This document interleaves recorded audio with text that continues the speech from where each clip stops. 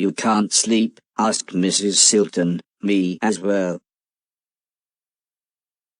"Number 2 on the way," she smiled. "At least I'm not barefoot." She then laughed, like it was a joke. But despite having traveled the world, I had no idea what she meant. "I suppose everyone else will be up in a bit. I'll get breakfast started." In the morning everyone continued chatting. The subject soon got back round to the military takeover and the man in black. "We need to do something," said the old lady. "They've destroyed the peace talks with the robots. Fighting could break out again in no time." "I don't mean to sound overdramatic, but that would literally be the end of the world," explained Sim. Alice laughed. "But the army, there's no way we can fight them. We've lost our band of thieves, and, in the words of that French professor, God rest his soul, we're just some old ladies." The old lady stood up. "We just need to take back control of the satellite. We can broadcast a signal to the robots. Those robot advisors, they might listen if they actually saw this new moon army. And those giant robots, they call them killbots," said Mrs. Silton as she showed me several photos. It seems the house was surrounded by hundreds of troops and a few robots so tall they dwarfed the building itself. So, I suggested we made our way there so Fort and I could assess the situation. Mr. Logan had got the boat out of hiding. I now just had to sail it from the dock back to the estate.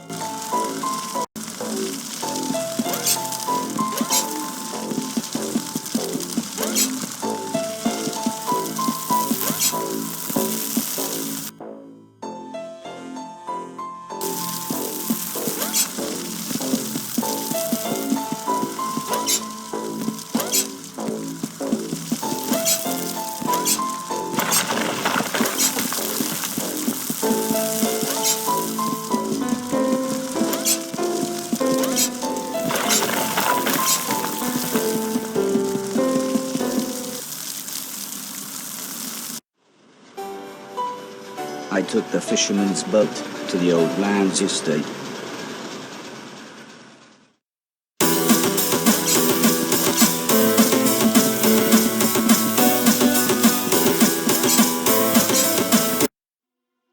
"I knew you would come back here," came a horribly familiar voice. "I should have made sure you were dead when I had the chance." It was the man in black. "I have personally modified your nice virus, and now, with one flick of a switch, I'll finish the job."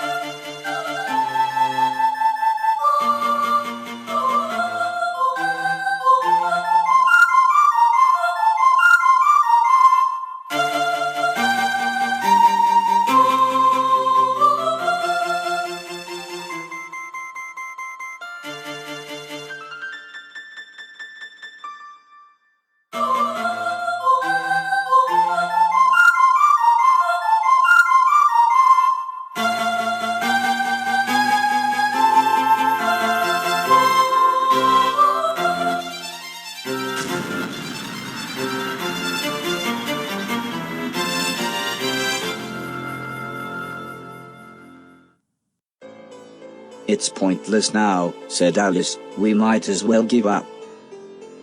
I don't know, maybe we can arrange a truce, I mean if we agree. But Sim couldn't even finish his sentence. Mrs. Silton just sighed. I think she was lost for words. We really need Barry and Logan, if we're going to recapture the house, said the old lady. Mrs. Silton explained she had phoned him earlier. Apparently he sounded fine, at least until she mentioned coming home, then he started screaming. I couldn't understand him at all. He wants nothing to do with saving the world. His words, not mine, sorry. The old lady sighed. I was worried he might say that. I take it Logan stayed with him. Logan's more of a dog than the dog is, laughed Alice. The old lady was only really worried we would be outgunned.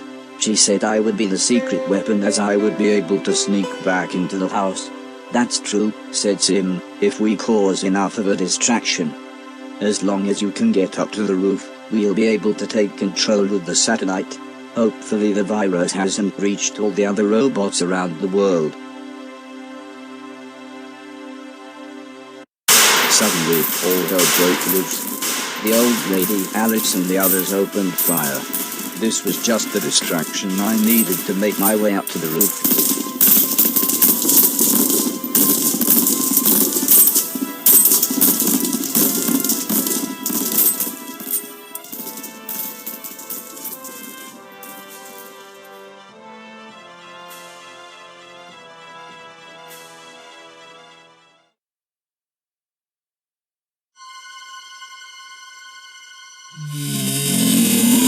I was shocked. However, this time not just by the giant brain, but rather what the man in black had done to him. I do not want to, said Mr. Deck, but I will shoot you if I must.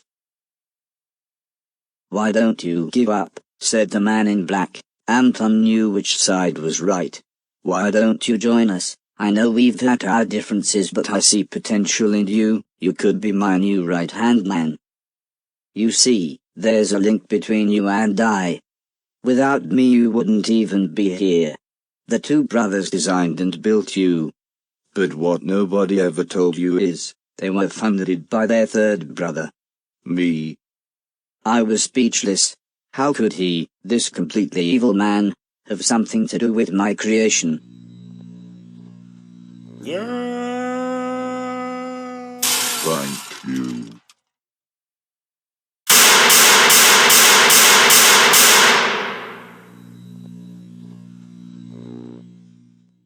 A minor setback, said the man in black as he disconnected a piece of the satellite hardware. I just need to take this core unit and hitch it up to one of the killbots. In fact, that will make the virus signal even stronger. Mr. Deck, said the man in black, would you be so kind as to watch the robot? Shoot him if he tries anything.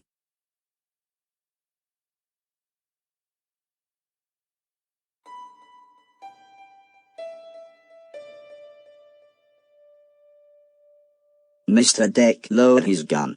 You little yellow bastard, he said, you'd better run.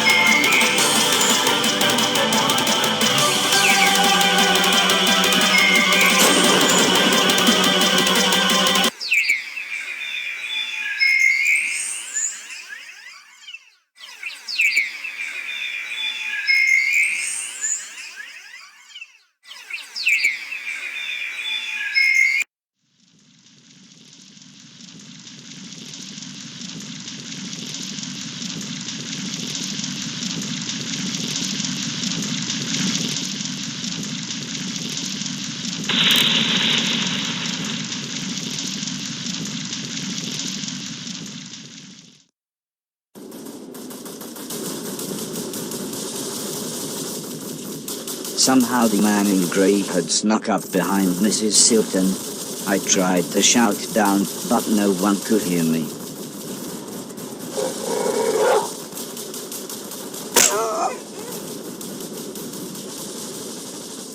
"Oi," shouted a familiar voice.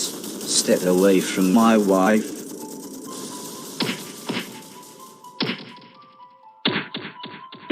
The man in grey bragged with every blow. Who he'd hurt, who he'd tortured, how he'd made the world a better place. As he raised the gun to Mr. Silton's head, he said, "You're out of your depth. I'm a professional. I used to kill for the CIA." Mr. Silton just smiled and said, "Yeah, and I'm a proper c***."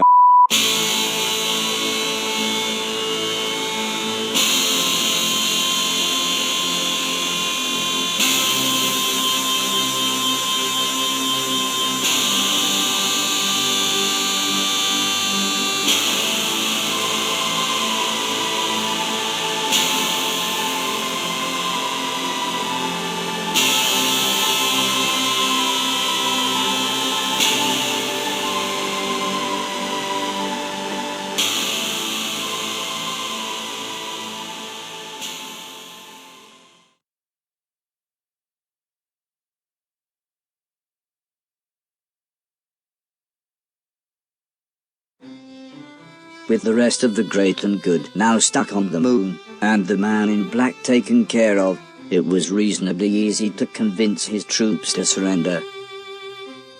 Signals came through from all over the planet, and soon the people began rebuilding civilization. And again, I was heralded as a hero. Soon the representatives from around the world held their first united meeting, and I was invited to give a speech.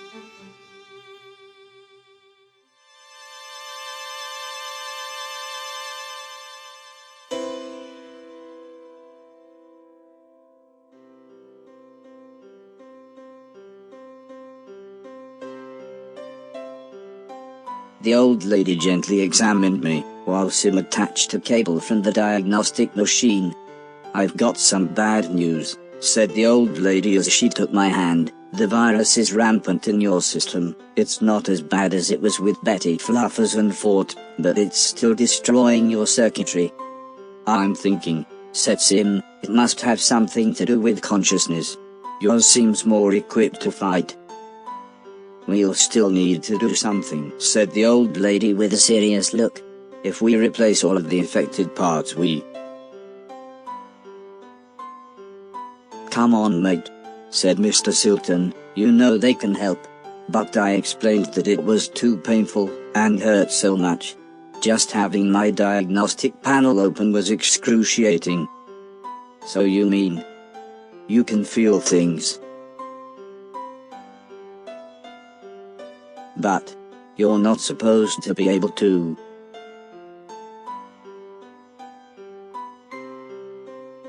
"The virus hasn't completely taken over," Sim explained. "But I don't know how long you've got, maybe months, maybe years. When you, well, if it all gets a bit too much," said the old lady, "come back here and we'll look after you. You should try to get everything done that you want to before then though," said Sim. "You know, maybe complete your quest, get your million things, play some games. I mean just do all the things, bucket list mate," interrupted Mr. Silton. "Go paint the town red." "Remember," said Alice, "should you need us." "Yes, should you need us," said Mr. Logan. "We'll be right here," said the old lady, "waiting for you."